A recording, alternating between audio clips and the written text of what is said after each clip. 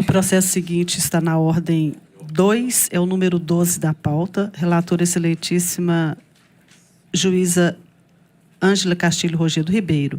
10.333.77/2020, 503. O próximo, então, na ordem 3, é o número 51 da pauta. Relatora excelentíssima juíza Ângela Castilho Rogério Ribeiro. 15.4200.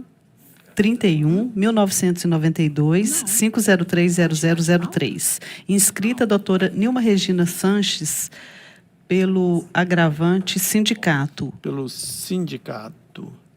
Já foi disponibilizada a conclusão? Sim. A senhora já conferiu? Já. 25 do sim, 11 sim. que foi inserida. Eu já falei, eu vou pedir para adiar. Eu quero ouvir a sustentação. Mas ela quer ouvir. Eu vou avisar. Eu vou ouvir a sustentação. Eu queria melhor. ler para ouvir a sustentação e depois... Então, doutora, a senhora tem a palavra. Muito obrigada. Boa tarde a todos, os desembargadores, desembargadoras, serventuários, advogados e ilustre representante do Ministério Público. De início, eu gostaria de, já antecipadamente, pedir desculpa por algum nervosismo, porque a responsabilidade é muito grande. Faz 33 anos que nós estamos aqui nesse processo, e cada vez que temos que vir aqui, renova-se, né? Toda a gama de responsabilidades e de deveres, e de também muito prazer de estar aqui com todos vocês, novamente.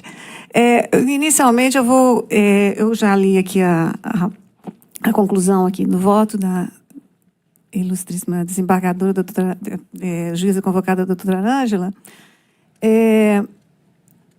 No que concerne aqui, vou abordar apenas os temas, né, que ainda não foram contemplados. O primeiro tópico seria com relação ao pedido de... parece que meu microfone não está muito... Estamos ouvindo tá bem? Ouvindo? Não, estamos... O tom de voz está bom, né? Tá ótimo. A primeira questão que eu gostaria de entrar nela seria com relação à inadmissibilidade da exceção de presuntividade nessa fase processual, né? Porquanto o processo tem, como dito, todos esses anos, ele teve embargo de declaração há mais de 2 décadas, já transitado em julgado, a penhora, né, que subsistiu por força da orientação jurisprudencial do TST. Então, o momento não é oportuno mais, é uma superposição de oportunidade que não poderia, no sentido desse sindicato, ocorrer. Então, eu gostaria de bater novamente nessa questão da inadmissibilidade da exceção de pré-executividade nesse momento, pedindo que, né, seja acatada para os fins devidos. O segundo momento é a nulidade de prestação jurisdicional, que nos embargos de declaração fizemos várias alegações com relação à omissão, né, fundamento da manifestação do embargante sobre a planilha elaborada pela Secretaria de Cálculos Judiciais com relação a substituídos ativos, a contradição com relação aos inativos, né, e a manifestação expressa do juízo sobre a sucessão ao que não ocorreu. Então, vou novamente, aqui de tribuna, pedir, por gentileza, que seja dado provimento a essa alegação do sindicato com relação à nulidade por negativa de prestação jurisdicional.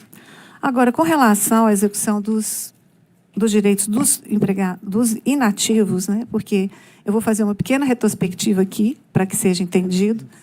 Esse processo, em 1992, foi postulado baseando-se numa cláusula contratual coletiva, a cláusula 11ª do contrato coletivo de trabalho vigente à época, em que foi estabelecido que todo e qualquer direito, todo e qualquer reajuste, todo e qualquer benefício dado ao empregado ativo, na ativa, de igualdade teria de ser dado ao inativo, que são os aposentados e pensionistas à época, já constantes da relação de substituídos nos autos, homologada e admitida pela sentença transitada em julgado.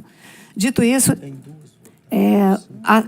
passo agora a dissertar sobre a sentença de primeiro grau. Ela acolheu totalmente o pedido, totalmente, entregou aos inativos o mesmo direito que entregou aos ativos, recepcionando totalmente aquela lista, homologando e dizendo que ela é a lista dos substituídos inativos que estavam sendo contemplados, e, diante disso, também entregou a eles o direito à mesma percepção, pedindo que fosse tudo calculado e corrigido para que, naquele momento, diante daquela cláusula coletiva, como também da lei específica dos inativos ferroviários, que tem um tratamento especial legal, que todas aquelas valores fossem, de acordo com a legislação e de acordo com a cláusula, individualizados por cálculo e por pessoas e remetidos, e aqui a rede, que naquele momento era a ré, cumprisse, né, com aquela determinação também da cláusula coletiva e da lei específica, de expedir comandos ao INSS para inclusão nos benefícios daqueles mesmos índices e valores e com correção monetária, juros, e exatamente iguais aos ativos, concedidos aos ativos. Pois bem, isso transitou em julgado em 1996. Desculpe interromper, Pois não? Mas trata-se de um agravo, o tempo de Vossa Excelência é de 5 minutos, e se a senhora puder encaminhar, porque já esgotou o tempo. Tá, rapidamente. Então, o que eu gostaria de bater com relação a isso é que, com o correr do tempo, hoje a sentença que nós estamos combatendo através do agravo, ela simplesmente disse que não há execução para essas pessoas, que são 2/3, que é o 2/3 dos substituídos dos autos. Ela disse, olha, não tem cálculo, não tem direito, isso, manda uma cópia para o INSS. Não entregou nada, não entregou nenhuma prestação jurisdicional a eles. E, hoje, com a sucessão, inclusive, da União, pela União Federal, o sindicato bate ainda, isso pela sucessão, na obrigação de cumprir isso, e pela transformação dessa obrigação anteriormente, que era de expedir comandos com nomes e valores individualizados ao INSS para incluir, que hoje ela seja tida como obrigação de pagar pela União. Por quê? Porque os comandos são expedidos ao INSS, mas sempre foi, antes e depois de qualquer mudança de titularidade da ação, a cargo do Tesouro Nacional. A União é a própria devedora. Então, hoje, o que o sindicato pugna é que, além de que esses empregados, esses inativos substituídos voltem ao processo, porque a sentença os contempla, porque o juízo da execução não poderia ter eliminado depois de transitado em julgado. Eu vou pedir à senhora que eu já fui tolerante em 2 minutos quase. Tá ótimo. E é um tratamento desigual claro, para mais claro. advogados. Desculpa. Então, eu pediria que a senhora concluísse. Desculpa, é porque o processo é realmente muito complexo. Então, muito obrigada. Eu acho que eu me fiz entender. Gostaria de pugnar pelo provimento do agravo para retornar esses substituídos aos autos com direito ao recebimento. Muito obrigada. Então, obrigado, senhora. Senhor presidente, a doutora despachou comigo aqui na semana passada, logo antes da sessão. Eu não tive condição de anotar, de verificar, como eu gosto de fazer, por isso que eu optei por ouvi-la hoje. É um processo muito complexo, é um processo de 1992. A senhora quer vista? A senhora quer vista? Eu queria adiar para a nossa última sessão do ano, para eu ter tempo, e dizer, doutora, que será muito bem-vinda se quiser novamente marcar, porque aquele despacho aqui ficou um despacho assim, um pouco complicado, né?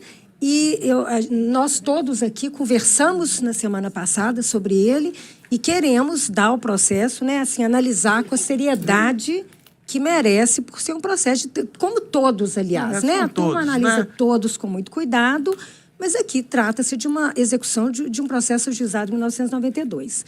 Então, eu vou pedir para adiamento para o dia 16, para a semana que vem. Eu não sei se vai...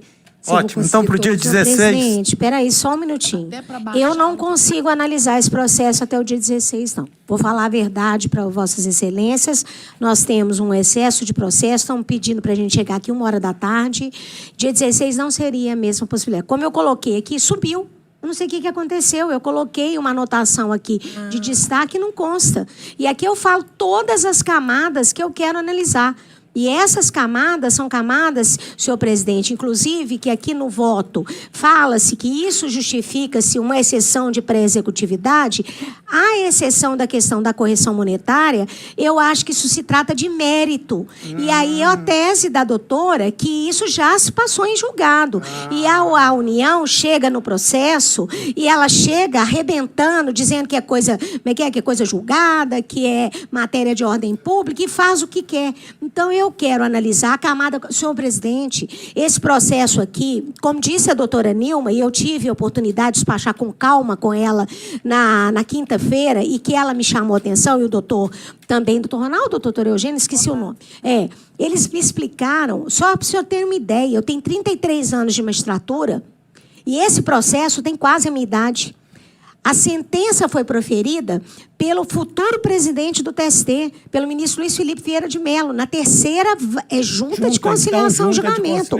E o que ela diz é uma questão muito séria, porque havia paridade nessa época. E nós estamos tratando de plano Bresser, de uma categoria que é uma categoria que se desfaleceu na nossa história. Foi ela que deu origem ao direito do trabalho, porque foram os ferroviários que começaram, porque tinha organização, e hoje você quase não ouve falar. Então, eu acho que a gente precisa de um tempo para esse processo, para a gente ver as camadas, sabe, doutora Ângela? Vamos deixar para o ano que vem. Tá aí, retirado por hora. Retira, e aí a senhora vem e a gente faz. E de 16 é a última, não é? Pode adiar, né, doutora Adriana? Adiar, eu quero olhar esse processo. Retirar de pauta, né? Retirar, porque senão Adiar adiar não é quando marca necessariamente data. adiar. Não tem data, não. Não, adiar não precisa, não. É sem data. Eu quero olhar com calma esse processo, porque esse processo merece. Porque se 2/3, nessa decisão da juíza de primeiro grau, eles negam-se acesso, entendeu? Olha para você ver, senhor presidente, se 2/3 nega-se o acesso à justiça, 2/3, uma categoria, igual no despacho a doutora fala sobre isso, é uma categoria que não ganha um salário mínimo atualmente. Então, se nós dissermos agora, olha, leva uma sentencinha lá para o INSS, a senhora consegue lá, a gente sabe muito bem como essas coisas acontecem. Cheguei até a pensar, e por isso é que eu peço esse adiamento, vou conversar com a doutora Ângela, depois com o gabinete, de talvez, como o doutor Antônio Gomes, com a cooperação judiciária, ele consegue entrelaçar soluções que vão além, às vezes, da jurisdição clássica. Quem sabe isso não seria... Eu quero conversar com ele sobre isso. Eu acho. Tá certo? Então fica adiado sine die, como dizíamos na primeira instância. Sine die. Eles já foram ser justos que 2 vezes...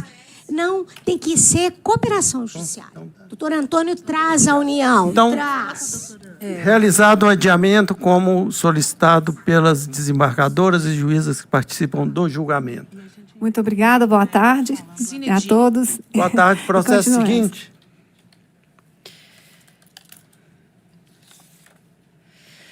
O